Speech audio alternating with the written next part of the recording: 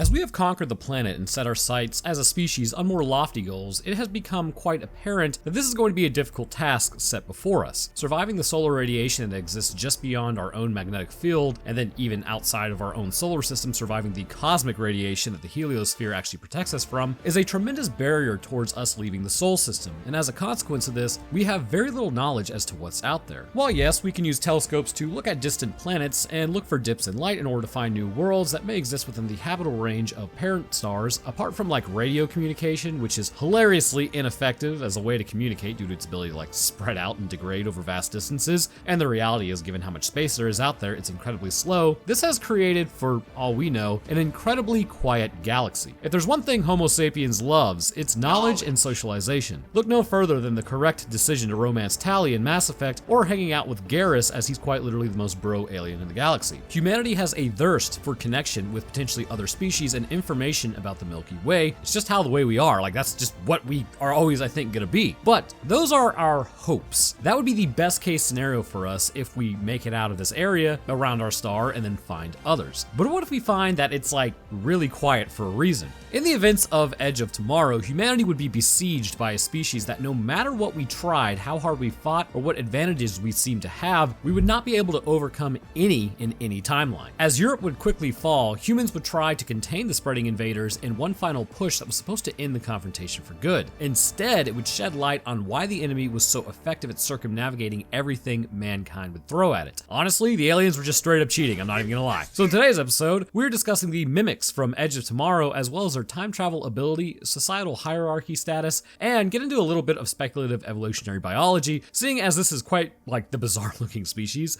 But then again, I'm sure we aren't exactly the most handsome of creatures to them either. Also, if I mess up words and everything, I just had a migraine like 30 minutes ago. I've tracked it to my friggin' protein, so I won't be using that crap anymore. I'm gonna go back to just straight up Body Fortress way. All right, anyways. So we kick off our story with broadcasts of men talking. A series of explosions are happening all over as meteors are coming down. Just remember, meteoroids are in space, like asteroids. Meteors make it to the atmosphere, and meteorites have the right stuff to hit the ground. People are not exactly sure what is happening as the UN convenes to discuss, but it's pretty apparent they're being overwhelmed rapidly. I mean, that is really just the standard United Nations activity, to be honest. Let's talk about the problem until it's at our doorstep. Oh God, it's already here. So also, governments are falling, which classic governments. Wow, this episode is really starting off in a strange way. As discussion of the battle continues, we hear about the exoskeleton produced that can essentially create a super soldier, and it's known as the Jacket, that apparently helped turn the tide in a recent battle. As one woman known as the Angel Verdun had survived it all and engaged in attack after attack to great success. She has taken out hundreds of mimics over the course of just a few days. This would ultimately give humanity a beacon of hope to launch a massive invasion. Operation Downfall has been enacted to bring down the mimics permanently. Meanwhile, on a helicopter, Cage is being brought in to meet with the military brass at the United Defense Headquarters. Essentially, the planet realized collectively,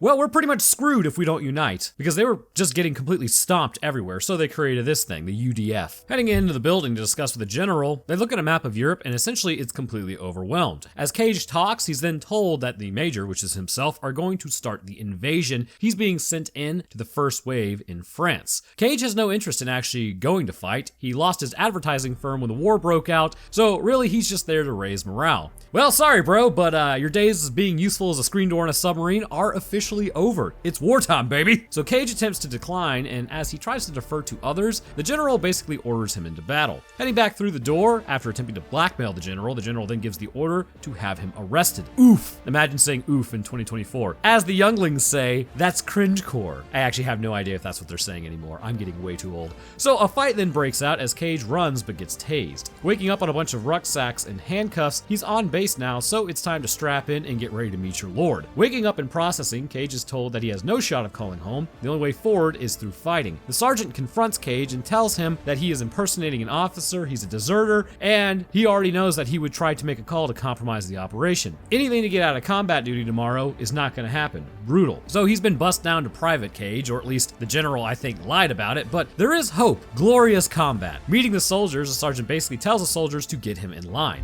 The next morning, they get their usual pep talk and get suited up to head out. I mean, if you could slap some armoring on those those exoskeletons, would that not be more appropriate? I mean, there is a heavy version of this armor, but the rest of them are just completely exposed. As the Angel of Verdun then gets her suit on, she seems a little more equipped to deal with the issues, and I have to ask, why do some of them, they have legit armor, but their faces are still exposed? They were so close to creating Mjolnir. Locking and loading Brides of Christ, they then head over to France once more. And I say once more because this looks awfully familiar according to some historical footage I've seen. The soldiers then let him know that really nobody else is going to be watching his back as they leave his safety on, meaning that now he really has no way to defend himself. Except for glorious hand-to-hand combat. The patriot of patriotism is here. See, I would be dead in the first 3 seconds. The transport ship immediately gets hit as the soldiers begin dropping out. Flying around like the flying chairs at a carnival, he gets dropped into battle. Landing hard, they storm the beach, but it doesn't appear to be going too well. That is until the Angel of Verdun's ship crashes and she starts attacking the mimics. Getting a good look at these things, well, they're basically spaghetti monsters. She's able to survive the initial attack before getting totally taken out. Classic. So getting a good look at these creatures, let's discuss their physiology for a moment, as they are quite strange from what we can tell. First, believe it or not, they do appear to favor a quadrupedal stance with 2 forelimbs and 2 hind limbs. However, these limbs are not full-time and instead are composed of several different tendrils. These tendrils are an offshoot of the main center mass. They would appear to actually be not as large as they appear because their central mass is really only going to be about the size of a human torso. Well, with the common drones anyways. The central mass would presumably house their organs, brain, nervous system, basically everything that allows them to live, react, and survive in the world around them. From here, growth can be seen as, again, the long tendrils. It will sprout off of the main central mass in a way that you can think of almost with a comparison to your own biology. So we have arms that sprout off of our torso, right? And then our fingers that sprout off of our arms, which these are basically small arms. Look at your hands. The top knuckle is the shoulder joint, the middle knuckle is the elbow, and the bottom knuckle is the wrist. You have little arms sprouting out of your arms. This pattern appears to extend to other species concerning their own setup. These tendrils in the drones will twist and contort to form these temporary leg structures. However, depending on the environment, they can be untwisted and instead form individual lines that exit out of the body. This hints at their own evolutionary biology, which we will get to, but this has essentially allowed them to exist in a multitude of different environments, making them an incredibly difficult adversary to deal with given humanity's own limitations for different environments. As we will see with their heads, we can tell this species is very likely carnivorous. They have eyes on the sides of their heads, however, but they do have sharp needle-like teeth, which, indicates they eat meat. What's interesting is, given what we will see later concerning the other versions of mimics, they appear to be predominantly an aquatic species that has adapted to land. We actually sort of see this in humans to a degree, but the other way around, where populations in Southeast Asia, known as the Bajua, are doing the same. They can hold their breath for over 5 minutes at this point, can change the shape of their eyes to more clearly see underwater, and their hands and feet have become somewhat almost webbed and longer over time. It's interesting though, but rounding it back to the mimics, this species has done something similar just with land, as that's the thing that they needed to adapt to. So back to the fighting. A soldier remarks that the aliens weren't even supposed to know they were coming, but they looked totally prepared. In fact, they knew exactly where to show up. Looking out, the creatures begin showing up as they are moving through the sand and they start tearing apart soldiers. Good lord, these things move fast. Going after Cage, he finally gets his suit working properly, and as he goes to take out one that was attacking, another then approaches, but this one looks different. It thinks that he's already dead, so it turns around, but then as it goes for him, it gets claymored as Cage is covered in the material that begins burning him. Ouchies. So a few things. This species, once again, appears to be adapted to multiple different forms of travel, which helps us to understand where they came from. First, I believe this is an aquatic species predominantly, as stated. This is where they originated, and they also are accomplished swimmers. This will be seen later. Not to mention, if you look at their faces, it is strikingly like an anglerfish face in some capacity, and I absolutely hate it. Those things ever came up on land, we just need to glass the surface of Earth and start over on Mars. Anyhow, blind disgust for the anglerfish aside, their home planet, very likely similar to Earth in some respects, given their desire to take Earth in the first place because of their coloring and the fact that they're incredibly dark. This may come from the deep sea area of their oceans, and instead of evolving fins, they instead may have developed a method of locomotion, which we actually see within the microorganisms on Earth. Known as a bacterial flagella, these are filamentous organelles whose whole purpose is to drive the cell forward. The flagellum specifically will actually move in a corkscrew motion, propelling the creature. In specifically cilia, the tail will still whip back and forth, creating movement. These tails can be scaled up to exactly like the tendrils on the mimics. So it would appear to me that on their own planet, if their own evolutionary history ran along the same lines as the theory of evolution on Earth, when they became multicellular, rather than developing other limbs like fins or legs deep within their oceans, they instead just scaled up what was already working for a single cell to a multicellular organism. There's nothing to suggest that this really couldn't happen on Earth. It's really just a roll of the dice that we develop limbs rather than tendrils like the mimics did,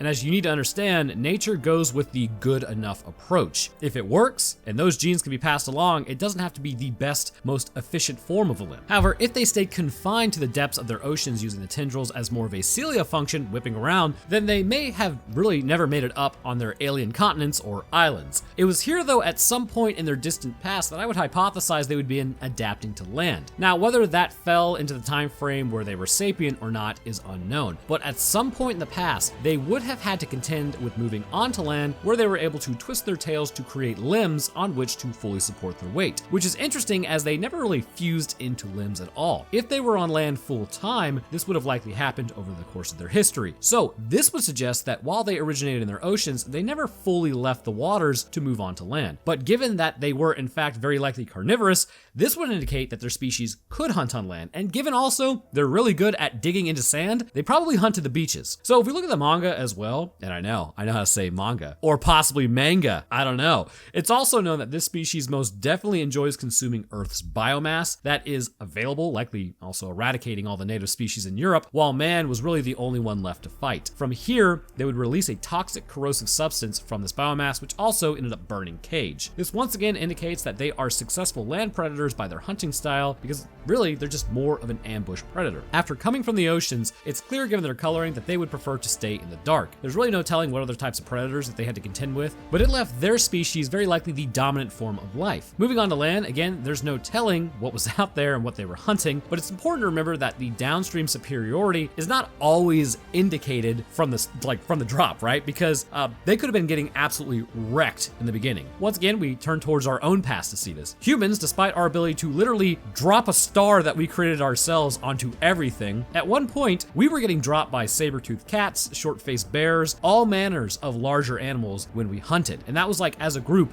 we could just get totally wrecked. Nowadays, we have a pretty good answer, but even if you're caught alone, other predators can still totally eat you. But an opportunistic interaction of being eaten does not mean humans have natural predators, because anything that has ever tried to be a natural predator of us, we just totally tear it apart. That's what we do as a species, and that's why we own this rock pretty much. But the same could be said for the mimic species. And as a result, much like how, again, humanity became somewhat of an ambush predator turned into persistent hunting, the mimics may have had a similar pathway. Choosing to dig into the ground, this species clearly highlights what they are. They will dig in using their tendrils and lie in wait for any other species to happen along so they can eat. But what's interesting is they aren't able to hear humanity as well as we would think they could, which we will see later. But instead, they need like really loud noises in order to react. So footsteps or talking to a regular person does not alert them even if they're only 20 feet out. And this may suggest a potential form of momentary hibernation or inactivity once they bury themselves, allowing them to stay hidden for long periods of time before emerging when the time is right, which also explains how they even got to Earth in the first place, which again, we'll discuss here in a moment. Waking back up, it's Groundhog Day. Same thing that has happened, it's happening all over again. Farrell goes through his original lines as Cage tries to tell him something's going on. Running through the same exact process as last time, Cage is obviously a little weirded out. Lock and loading again, Cage is able to operate his suit better this time as he begins running through the battle once more. Cage calls out as the craft gets hit for the second time, but this time he drops down faster than last. Still landing in a relatively,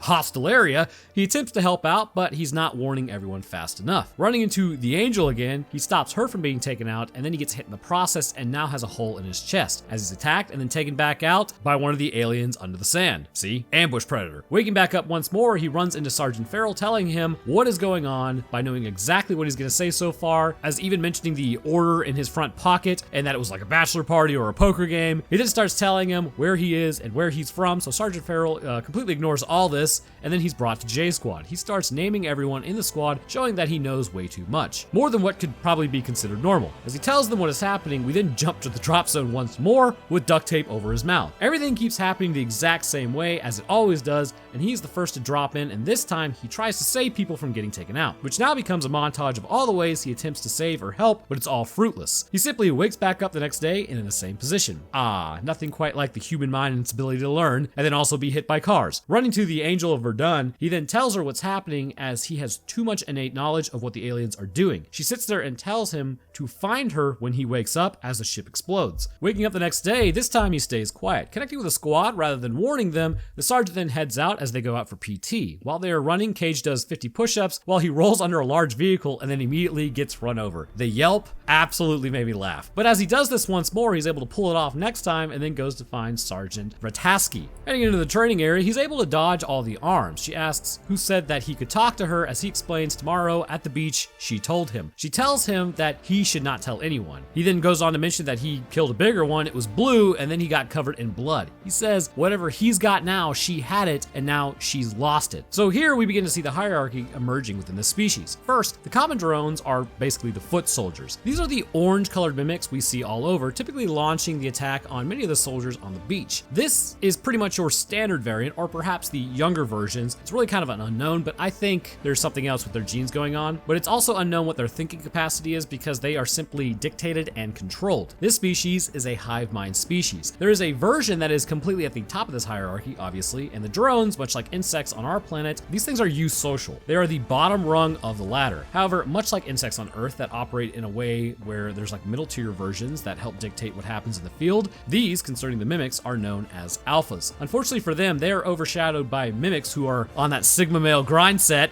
God. Anyways, with that statement, half my audience has unsubscribed, back down to 500,000. Yeehaw. So, anyhow, the alphas appear to be the ones who are actually mostly in control, but they themselves are being controlled as well. Appearing blue in coloring, they are also typically larger and have a more defined face with eyes and are clearly distinguished by their mouths. This could be for a multitude of reasons, but in this species, they're going to, I believe, have genes, which, I mean, I'm going to have to assume they do, but this would help indicate maybe this is a haplodiploidy situation, which, what is that? Well, let's discuss. Now, I'm not an entomologist, but I do enjoy pretty much all things biology. Haplodiploidy is a sex determination system in which males develop from unfertilized eggs and are haploid. That, of course, meaning that they have half genes. In humans, that makes a person non-viable. The sperm cell is haploid and the egg cell is haploid. This is accomplished through a process known as meiosis rather than mitosis. When the two come together, this creates a diploid person having 23 pairs of chromosomes, or 46 in total. In insects, they do not have to be diploid in order to survive. Specifically in drones, they can be haploid males, which also typically makes them smaller, and this also makes them male. Females develop usually from fertilized eggs and are actually diploid. If this is the case, and it tracks the same as insects on this planet, then this would mean that the common drones that are fighting have half the genes and are very likely male if it again tracks the same. This would mean that the blue alphas possess more genetic information, which may be why their faces have formed more prevalently and are very likely diploid females. This extra genetic information allows for them to not only effectively dictate what happens on the battlefield, but also appears to give them the ability to connect with the queen, essentially, which is called the Omega. Somewhere in its genetic coding exists this bond that should they expire, the queen will sense it and restart the next day. It is unknown exactly how this process works, but again, you watch this channel because I've got crackhead ideas and I can sometimes put things together. But I believe it must go back to their own genetic coding, creating some form of organ which allows for telepathy that the drones may have a form of. You can kind of think of it like this. In drones, due to half like the information being there, they can only code for the organ to receive information. In diploid alphas, their own genes allow for coding of sending and receiving information in that organ. And I suppose I should mention it's lore-based that these creatures can communicate telepathically, and it all stems from the Omega. So an alpha succumbs, or if an alpha succumbs, the organ alerts the Omega that the day is to be reset, and it appears that this ability is based in their blood. Heading to the welding area, one man follows them. She then tells one of the welders that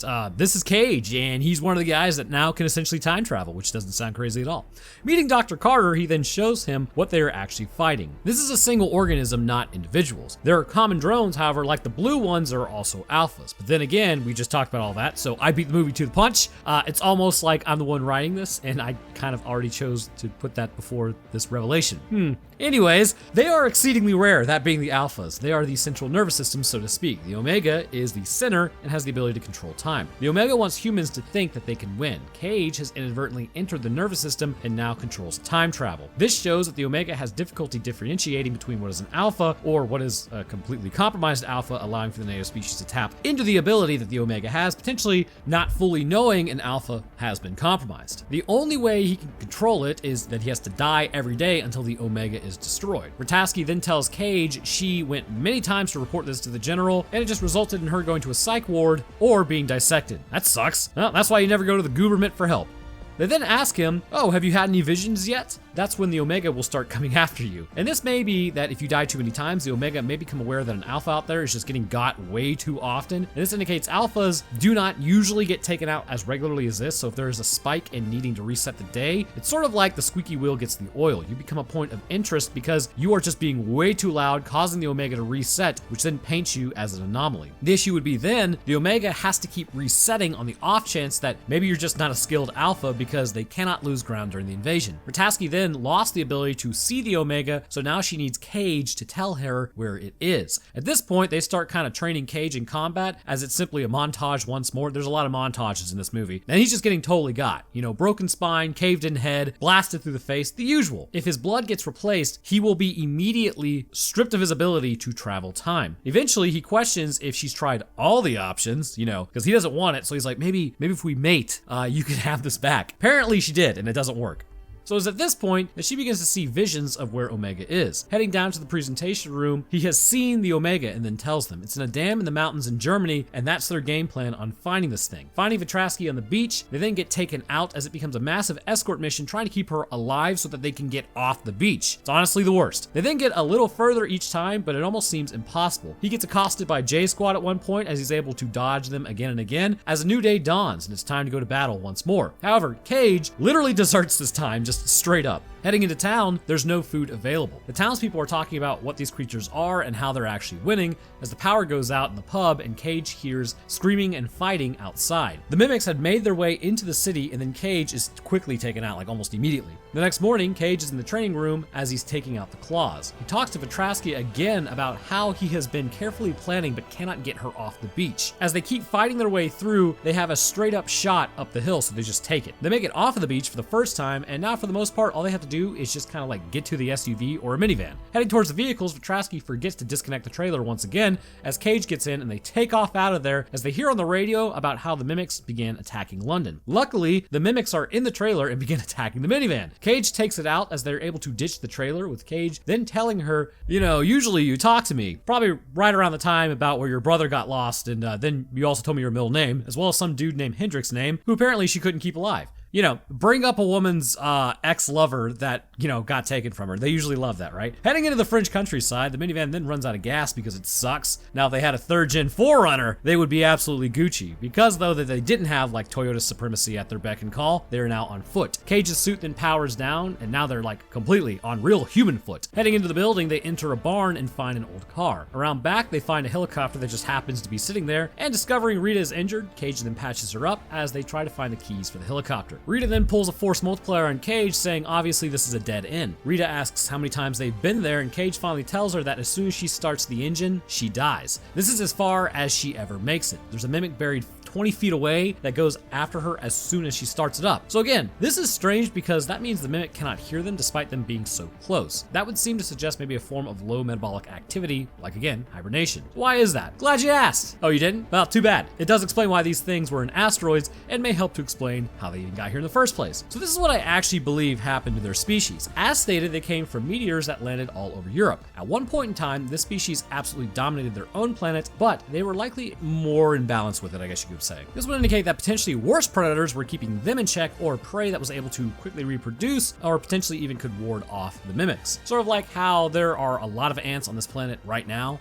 yet life goes on. Our species, being a super predator, is another's minor annoyance, so to speak. While buried in the ground, something happened to their planet. While it's not known, I do not think this was an intentional expansion, and I do not think that they just randomly hijacked meteors to other planets. It's a very, very slow way to travel. I think it was a single cataclysm. Their planet was destroyed by something. When it was, the mimics that were already in a low metabolic state, likely still near their omega, had large chunks of the crust of the planet ripped off. And then, if you have large chunks ripped off, it goes into space, water freezes, basically everything gets stuck. So I think that's absolutely what happened. But this could be something as simple as maybe there was something that passed by that had a large gravitational pull, causing the planet to rip apart into pieces. Once this happened, the mimics that survived in the crust that had now become meteors drifted through space, ultimately hitting Earth. was just really bad luck. The reason I believe this is the case is because we see no use of technology from this species. So the question would become, how would they get to space in the first place? While yes, they could be considered like a virus, I think it was really just more happen chance and their own biology that allowed them to ride a chunk of their home world to another world, and this could have just as easily happened to any other planet. The only reason they were successful here on Earth is because it was a habitable planet. There is no telling how many omegas, alphas, and drones had fallen into gas giants or landed on a completely inhospitable rock and then met their end. But I don't believe the species is intentionally hijacking asteroids as their main form of travel just to drift endlessly through space. How would you even direct the thing? Like, we see no evidence that they could pull off this feat. The only thing that we do see is a form of organic time travel, which, okay, is a little impressive, but with no supporting technology to go along with it, we cannot assume that these creatures created it. They just kind of found out how to tap into it, which highlights a layer of the universe which we as a species have yet to understand. Okay, so this line of thinking goes to telepathy and is treading way above my pay grade, if I'm being totally honest, because this aligns more with physics than anything. But obviously, time travel itself has a lot of variables, or at least the idea of it does. Can we go back in time? If we did, would we just be floating in space? Do you really need a DeLorean, or can you retrofit like a 1967 Impala with 1.21 gigawatts of electricity to pull it off since it's a way cooler car? These are important questions, but I think it goes back to this plane of existence and space-time. Yeah, I know, right? Say enough cool words, it'll sound like you know what you're talking about. But the point is, how does telepathy work across vast distances? How would time travel work? My thinking is there needs to be something like underlying, and how do I put it? It's not like a dimension, but maybe you could call it like an energy, right? The very fabric of reality existing as matter and energy. By disrupting or putting waves in this energy, perhaps that is somehow how the omega and alphas are able to communicate. It may be then that this same energy and space-time in turn allow for time travel if you are able to actually control what this energy does. Somehow the omega accomplishes this by doing so it can reset the day before. In fact, kind of my line of thinking of how this would work is, what is it? Quantum communication, where two particles pop in and out of existence at different points in the universe at the same time, and then eventually like they just kind of evaporate. I think that's where we get Hawking radiation. Basically, kind of the concept is utilizing quantum mechanics, I suppose, as a form of communication, which is how they're able to time travel. Now, there's obviously going to be a physicist watching this who's going to say I'm a complete idiot and I have no idea what I'm talking about. Perhaps I'm not explaining it as well as it could be explained. But how this was accomplished by the species is, again, way above my pay grade, but it appears organic rather than synthetic, and it would appear to fall in line with how they communicate. I know it's a bit out there, but hey, wild speculation is simply fun. Moving on, back to the helicopter drama. So she doesn't listen and then starts it as the mimic immediately attacks, which results in Rita crashing the helicopter, classic, as Cage goes and takes it out. Rita, though, is massively injured, so she tells him her middle name is Rose. Once again, waking back up after getting taken out moments later, that has got to be mega annoying. You know, he runs through a standard day and then he meets up with her once more. This time, though, he walks off without talking to her as he's gonna go do this alone. Heading into battle, he doesn't try to save any of the usual suspects, instead leaving to go do what he needs to do, including taking the helicopter to the dam. Heading inside and lighting flares, he heads deep into the dam before heading into an area where he thought the Omega was supposed to be, but then is attacked by a mimic. Unfortunately, though, an alpha shows up. As he goes to take himself out, he begins bleeding because it attacks him. Crawling under a concrete opening, he then drowns and reports back to Rita and the doctor about how it's after his blood. It is at this point the Omega set a trap for him. The true alphas know that the Omega is not actually at the dam. However, anyone who was exposed to the blood and not of that species would not know that it's actually just a trap set in order to take them out, concerning anybody who gained this ability. So they now realize that they need to get into the base where the doctor had built a transponder. Heading into the general's office, he now talks to the general about what's happening. Cage tells him the enemy knows they are coming. Cage keeps going through, saying everything, like to add, I know everything about you, to add credibility, and continues to tell him the invasion will fail. The general, though, agrees in time. He then hands over the transponder and says, fine, you're free to go, but then they are stopped by soldiers. So they aren't just gonna be able to leave. The next time they try to escape via car as Cage gets stabbed in the leg and finds where the Omega is. It's in the Louvre, I think it's called, in the garage under the museum. So they now need to go to Paris. From here, it becomes a massive game of keep away as they finally stop and Cage starts bleeding because he gets knocked out. Waking up in hospital, that's not really a good sign. They have hooked him up to a blood transfusion, meaning that he can't time travel anymore. So now if he takes himself out, he's totally screwed. Turning over, he spots a pair of boots as Rita comes to get him. She goes to almost take him out, but he was given blood. So now they're totally screwed and they die for real if they die. Escaping, they finally get stopped by J Squad as Cage finally tells them what's happening. Knowing everything about J Squad, he brings Rita in, so they kind of agree at this point because, well, she's here. The next morning, the sergeant finds that J Squad has deserted. They then have jacked a ship and are headed to Paris. Cage then tells them that they have to take out an alpha. It resets the day, so just take one for the team, which bummer, bro. Heading in, the ship then gets hit as they start dropping as the ship is then destroyed. Crashing into the water, what luck? He hit the water, so he survives. Of course, his suit isn't very buoyant, so that totally sinks him on the bottom of the Louvre, I suppose. Then he breaks out of his suit and goes back to the surface. Looking around, well, this place looks like crap. It appears though that his leg is also injured as he begins limping through. Getting to the craft, Rita finds him as she asks if the others are still alive. Looks like J Squad sort of survived, but Cage hasn't lived this day, so he doesn't know what's going to happen. They intend on crossing as fast as possible as Skinner and Greg stay behind to hold off the mimics that begin their attack. Getting the craft fired up, this attracts a lot of the mimics as they start fighting them. The craft won't take off, but they can definitely use it still to drag itself along the water. They keep opening up on the mimics as they're coming from all directions, as then the gunner is taken out as Cage jumps onto the turret. Becoming a massive run and gun, they then crash for a second time with the same craft and hit the glass pyramid as Cage is ejected and Rita comes down to group up. As they begin running through, they drop a few grenades to stop the mimics from making it to them. As they are now right next to the Omega, it's looking pretty good. They can hear the mimics above though trying to get to them as an alpha starts searching the area. Rita tells Cage they aren't getting out of here and just take the grenades. So finally, after fighting with this woman now for like, I don't know, 100 days or something, they then make out, not fighting like they're fighting each other, but fighting monsters, Trauma bond. As Rita then takes off to lead the alpha away, giving Cage a chance to take this thing out. As he runs, the alpha then finds her and completely smears her against a car. Cage then jumps into the water with the alpha on his tail. And once again, the ability to swim is shown here, where these creatures were clearly aquatic in their past, more so than being land-based. Swimming down towards the Omega, he gets stabbed, but got the grenades active. Because of the placement of the Omega being also underwater, it must use water in order to run its metabolism, more specifically the oxygen contained within. In fact, this whole species uses oxygen, seeing as they breathe on land as well as in the water, lending the final nail of the coffin, completely supporting my point that these things evolved this way. Now, as always, there's always gonna be someone who's like, wow, couldn't they be breathing nitrogen though? N2 is inert and triple bonded, and as a result, the energy required to try and use it in a metabolism would be more than what would be gained. So basically, it's too tough to break apart, and no animal is going to use N2 as its metabolic fuel source. Again, it's inert. And that's the composition of the nitrogen that's in our atmosphere. So this species is most definitely using oxygen for their metabolism. With the grenades floating down, as they blow, the hive mind is destroyed, and with it, its ability to reset the day. As Cage bleeds out, the blood from the Omega hits him, causing him to reset his day back to the helicopter. Having survived and with way more knowledge than prior, it really actually doesn't matter, because that morning, a large surge of energy was detected in Paris, and with it, a total collapse of the enemy's ability to fight. Russian and Chinese troops are moving in from the east, and US and English troops from the west. Wait a minute, that's the real Groundhog Day. I'm sure this won't end up with some sort of horrific split on the continent or anything.